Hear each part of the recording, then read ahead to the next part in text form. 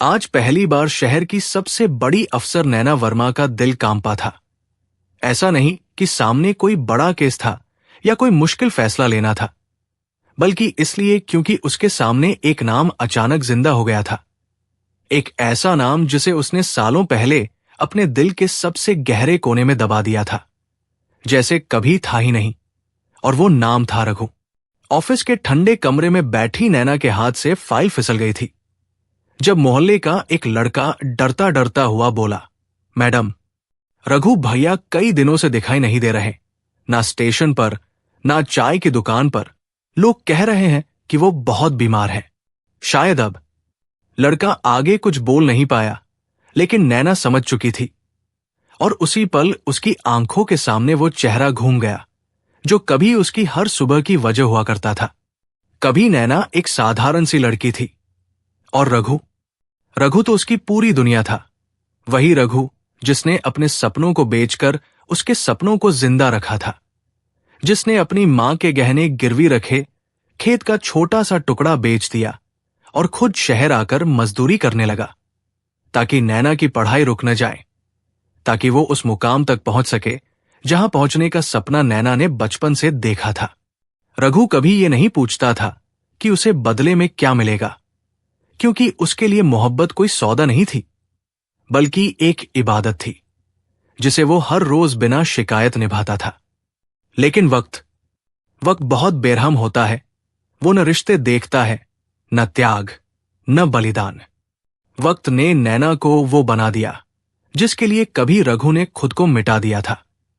और जब नैना अफसर बनी तो उसके आसपास की दुनिया बदल गई। उसके बोलने का लहजा बदल गया, उसके बैठने के तरीके बदल गए, और सबसे ज्यादा जो बदला वो था उसका दिल। जिस दिल में कभी रघु हर धड़कन में बसता था, उसी दिल में अब रघु के लिए जगह नहीं बची थी। रघु को याद है वो दिन जब पहली बार वो नैना से मिलने उसके ऑफिस गया था। सादे कपड़े, थका हुआ चेहरा, लेकिन आंखों में वही पुरानी उम्मीद कि शायद आज वो उसे देखकर मुस्कुरा दे, शायद आज वो कह दे कि सब कुछ बदल गया हो। लेकिन उसका प्यार नहीं बदला। रिसेप्शन पर खड़े होकर रघु ने बस इतना कहा था, मैडम से कहना रघु आया है, गांव वाला रघु। और अंदर से जो जवाब आया उसने रघु की रूह तक को चीर दिया था। कौन रघु? मैं किसी रघु को नहीं जानती। ऐसे लोगों से मिलने का मेरे पास वक्त नहीं है। उस दिन रघु कुछ बोला नहीं, किसी से झगड़ा नहीं किया, बस चुपचाप बाहर निकल गया। और उस चुप्पी में उसका सब कुछ टूट गया। लेकिन फिर भी उसने हार नहीं मानी, क्योंकि उसने मोहब्बत निभाई थी, और मोहब्बत आखिरी सांस तक निभाई जाती है। वो रोज शहर आता, दूर खड़ा होकर नैना की गाड़ी को देखता।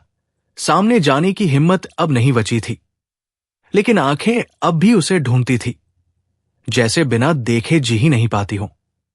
और नैना अब उस दुनिया में थी जहां नाम नहीं, ओहदा बोलता है, जहां रिश्तों की कीमत नहीं, कुर्सी की ताकत होती है। जब किसी ने उसके सामने रघु का नाम लिया तो उसने सख्त लहजे में कहा, अगर उस आदमी ने मेरे आसपास भी दिखने की कोशिश की तो मैं पुलिस बुलवा दूंगी। ये वही नैना थी जो कभी रघु से कहा करती थी, अगर तू साथ है तो दुनिया से डर नहीं लगता। धीरे धीरे रघु लोगों की नजरों से भी उतर गया। ना उसका ठेला दिखता था, ना उसकी आवाज, बस शहर की भीड़ में एक और गुमनाम चेहरा बन गया था। और शायद यही उसकी सबसे बड़ी हार थी कि वो अब किसी के लिए भी मायने नहीं रखता था।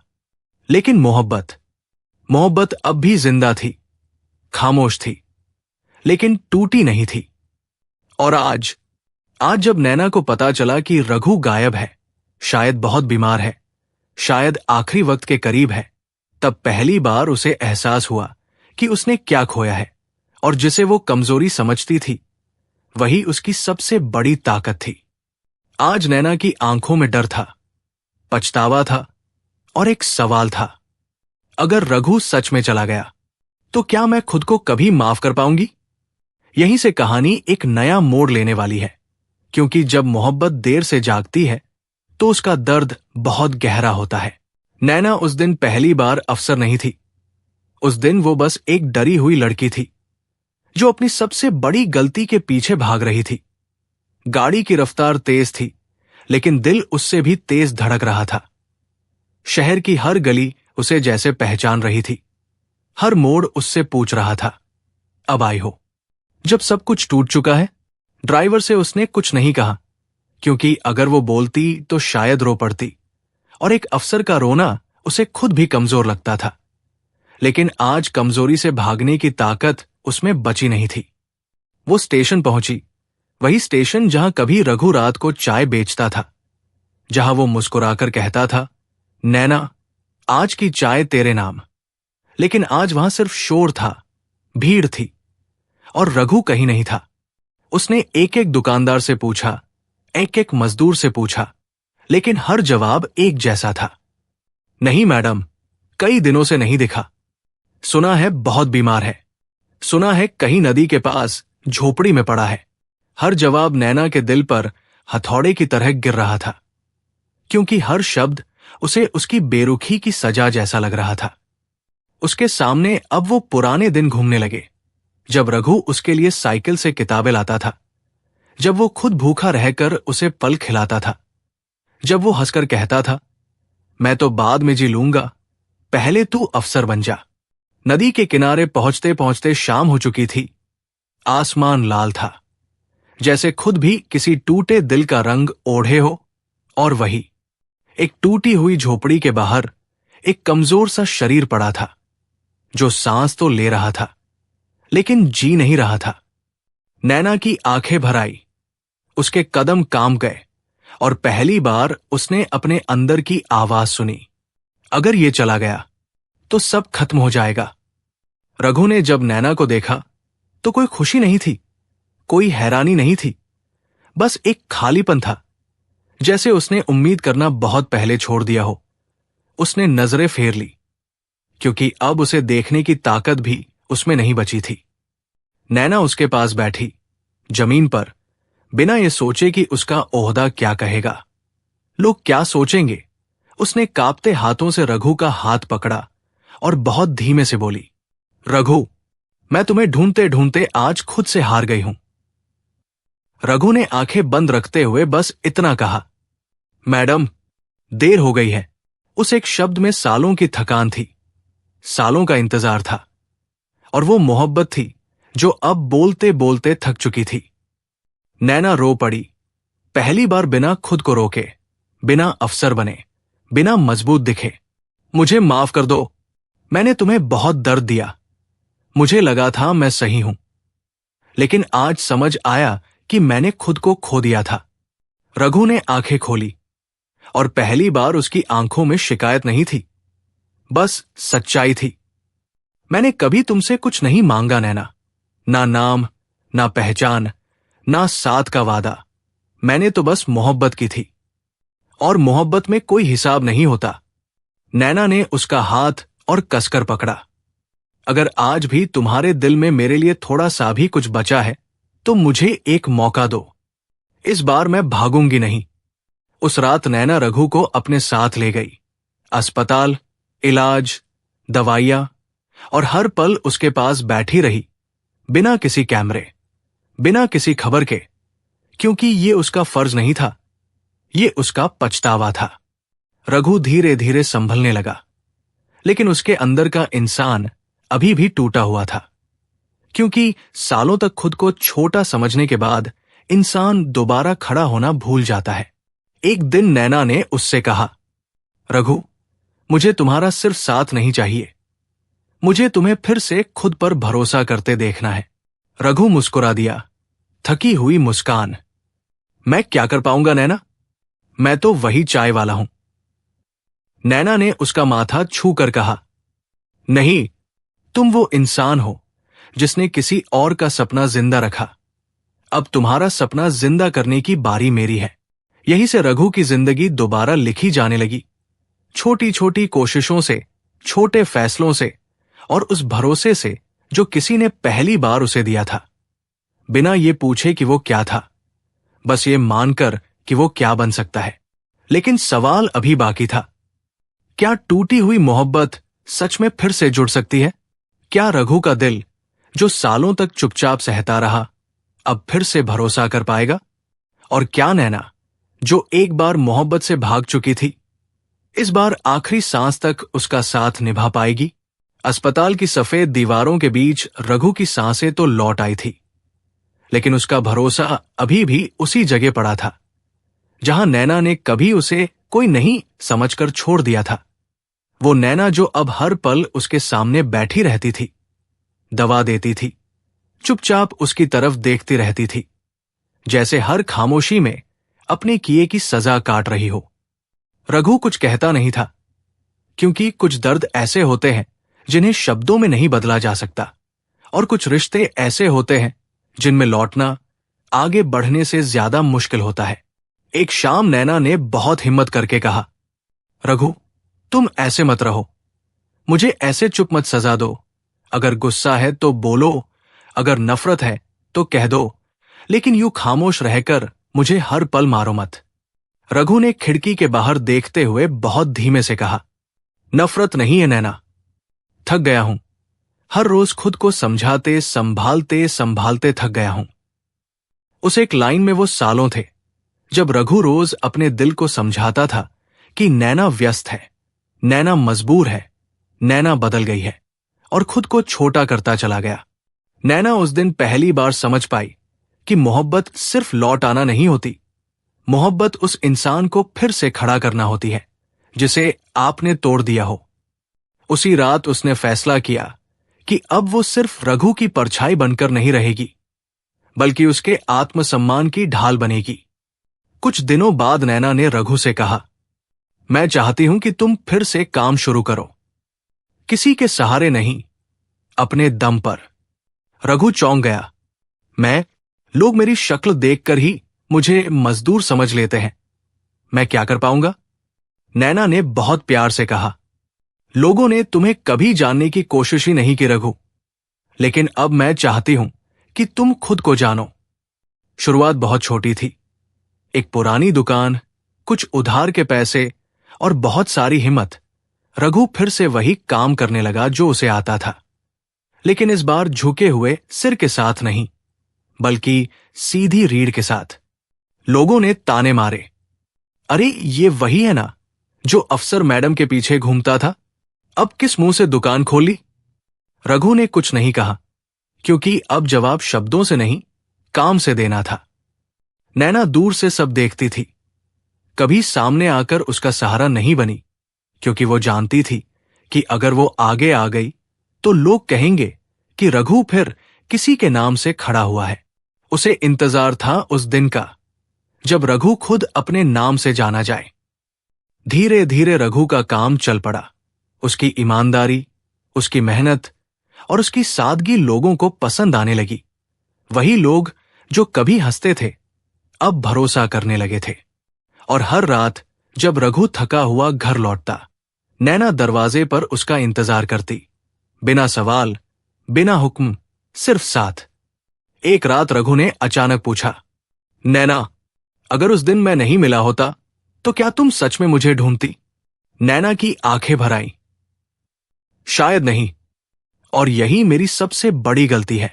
उस सच ने रघु को हिला दिया, क्योंकि वो समझ गया कि मोहब्बत में झूठ से ज्यादा खतरनाक होता है अधूरा सच। अब रघु के सामने सबसे बड़ा सवाल था, क्या वो नैना को माफ कर पाएगा, या वो सिर्फ उसके साथ इसलिए है क्योंकि अब उसे अकेला रहने की हिम्मत नहीं बची। एक दिन रघु बिना बताए शहर से बाहर चला गया। नैना घबरा गई, पुराने डर लौट आए। वही डर कि कहीं वो फिर देर न कर दे, कहीं फिर कोई रिश्ता उसके हाथ से फिसल न जाए। लेकिन रघु भागा नहीं था, वो खुद से मिलने गया था, अपने गांव, उसी मिट्टी में जहां कभी उसने नैना के लिए सपने छोड़े थे। वहां जाकर उसने पहली बार खुद से पूछा, क्या मैं सिर्फ किसी का इंतजार बनकर जिया हूं, या मैं खुद भी कुछ हूं? और उसी दिन उसने फैसला किया कि अब उसका रिश्ता नैना से होगा, लेकिन अपनी पहचान खोकर नहीं, बल्कि उसे साथ लेकर। जब वो लौटा तो उसकी आंखों में अब वो खालीपन नहीं था, अब उसमें ठहराव था, और ठहराव सबसे बड़ी ताकत होता है। उसने नैना से कहा, मैं तुम्हारे साथ रहूंगा, लेकिन खुद को छोड़कर नहीं। नैना मुस्कुरा दी, क्योंकि पहली बार उसे लगा कि उसने सही मायने में रघु को वापस पाया है। लेकिन कहानी अभी खत्म नहीं हुई थी। अब समाज था, सवाल थे, और वो दुनिया थी जो कभी भी किसी अफसर और एक आम आदमी की मोहब्बत को आसानी से स्वीकार नहीं करती। शहर को खबर लगने में देर नहीं लगी कि अफसर नैना वर्मा अब अकेली नहीं रहती, कि उसके घर में वही रघु रहता है जिसे कभी लोग चाय वाला, मजदूर, बेकार आदमी कहकर हंसते थे। और जैसे ही ये बात बाहर आई, वैसे ही फुसफुसाहटें तेज हो गईं, सवाल उठने लगे, उंगलियां उठने लगी। क्योंकि समाज को सबसे ज्यादा परेशानी तब होती है जब कोई अपनी तय की हुई हैसियत की लकीर पार कर ले। किसी ने कहा, अफसर होकर ऐसा आदमी। किसी ने कहा, जरूर कोई मजबूरी होगी। और किसी ने तो यहां तक कह दिया, ये सब दिखावा है, कुछ दिन में सब खत्म हो जाएगा। नैना ये सब सुनती थी, समझती थी, लेकिन अब वो पहले जैसी नहीं थी। अब वो उस लड़की जैसी नहीं थी जो लोगों के डर से अपने प्यार से भाग गई थी। अब वो जान चुकी थी कि अगर मोहब्बत को समाज की इजाजत का इंतजार कराया जाए तो वो कभी पूरी नहीं होती। रघु भी सब समझ रहा था। फर्क बस इतना था कि अब उसे बुरा नहीं लगता था, क्योंकि उसने खुद को साबित करना सीख लिया था। बिना चिल्लाए, बिना लड़ाई किए, सिर्फ अपने काम और अपने सुकून से। एक दिन ऑफिस में नैना को बुलाया गया। बड़े अफसर थे, बड़ी मीटिंग थी, और सवाल साफ था, आपकी पर्सनल लाइफ आपकी इमेज को नुकसान पहुंचा रही है। नैना ने पहली बार बिना घबराए जवाब दिया, सर, मेरी पर्सनल लाइफ ने मुझे इंसान बनाए रखा है, और जो अफसर इंसान न रहे वो कुर्सी के लायक भी नहीं रहता। उस कमरे में सन्नाटा छा गया, क्योंकि सच हमेशा आवाज ऊंची नहीं करता, लेकिन जब करता है तो सबको सुनाई देता है। उसी शाम नैना घर लौटी तो रघु दरवाजे पर खड़ा था।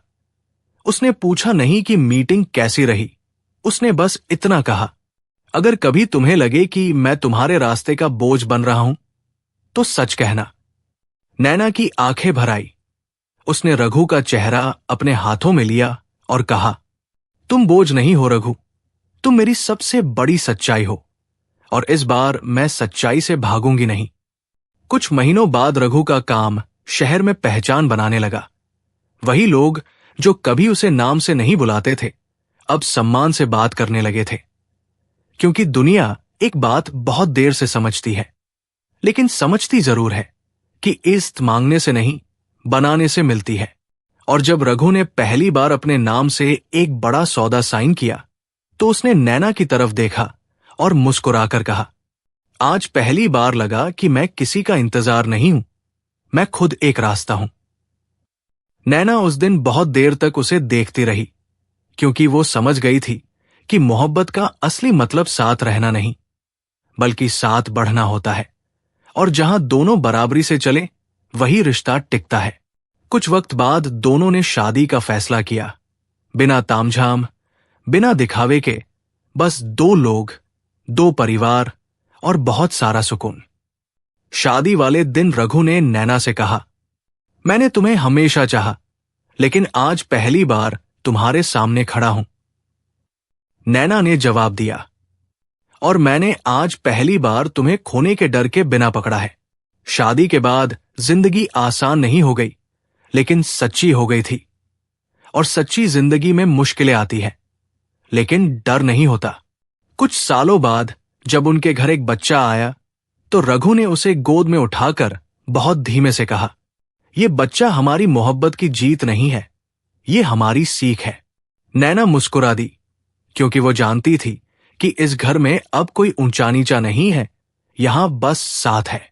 कभी कभी नैना रात को छत पर खड़ी होकर शहर को देखती थी और खुद से कहती थी, अगर उस दिन मैं नहीं गई होती तो, और हर बार जवाब एक ही आता था, तो मैं सब कुछ पाकर भी खाली रह जाती। ये कहानी यहां खत्म होती है, लेकिन सवाल यहीं से शुरू होते हैं, क्योंकि हर किसी की जिंदगी में कोई ना कोई रघु होता है जो बिना शर्त साथ देता है, और कोई ना कोई नैना होती है जो कभी ना कभी डर जाती है। फर्क बस इतना है कि कुछ लोग वक्त रहते समझ जाते हैं और कुछ लोग समझ तो जाते हैं, लेकिन बहुत देर से। इस कहानी की सबसे बड़ी सीख यही है, मोहब्बत में देर हो सकती है, लेकिन अहंकार आ गया तो सब खत्म हो जाता है। और अगर किसी ने आपके लिए खुद को तोड़ा है तो उसे दोबारा जोड़ने की जिम्मेदारी भी आपकी ही होती है। अब आपसे एक आखिरी सवाल, अगर आप नैना की जगह होते तो क्या आप समाज के डर से अपने प्यार को छोड़ देते, या रघु की तरह इंतजार करने वाले इंसान के साथ खड़े होते? और अगर आप रघु की जगह होते तो क्या आप माफ कर पाते या चुपचाप आगे बढ़ जाते? कमेंट में अपनी राय जरूर लिखिए, क्योंकि शायद आपकी एक लाइन किसी और की जिंदगी का जवाब बन जाए। अगर कहानी ने दिल को छुआ हो तो इसे आगे बढ़ाइए, क्योंकि कहानियां तभी जिंदा रहती है जब लोग उन्हें महसूस करते। अगर आपको यह कहानी अच्छी लगी हो तो हमारे channel story by DK Jha को सब्सक्राइब करें और शेयर करें। मिलते हैं एक और नई कहानी के साथ, तब तक के लिए आप अपना और अपने परिवार का ख्याल रखें।